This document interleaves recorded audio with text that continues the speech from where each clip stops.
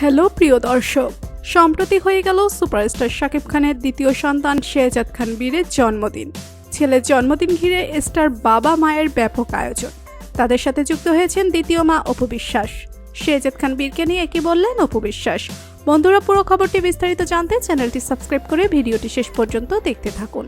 পুত্র শেহজাদ খান বীরের জন্মদিন উপলক্ষে মা বুবলি একটি ভিডিও পোস্ট করে ক্যাপশনে লিখেছেন মায়ের কথা।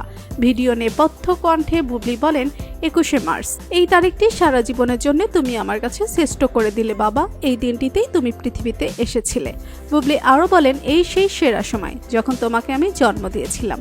ঠিক তুমিও তখন আমাকে জন্ম দিয়েছো বাবা। মা হিসেবে আমার নতুন জন্ম। তোমার নানুমা সবসময় একটা কথা বলতেন, মা হলে বুঝবি কেন আগলে রাখি। আমি এখন সত্যিই বুঝি মা শব্দের মানে। অন্যদিকে ছেলের জন্মদিনের শুভেচ্ছা জানিয়ে বাবা শাকিব খান লেখেন, শুভ জন্মদিন আমার ছোট্ট রাজকুমার। সাথে একটি ছবি জুড়ে দিয়েছেন সুপারস্টার।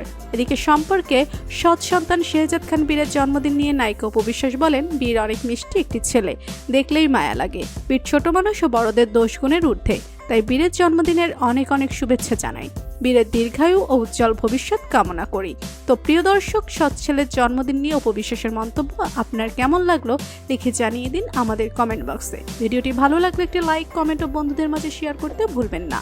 আর আপনি যদি আমাদের চ্যানেলে নতুন হয়ে থাকেন তাহলে সাবস্ক্রাইব করে বেল আইকনটি বাজিয়ে দিন। ধন্যবাদ সবাইকে।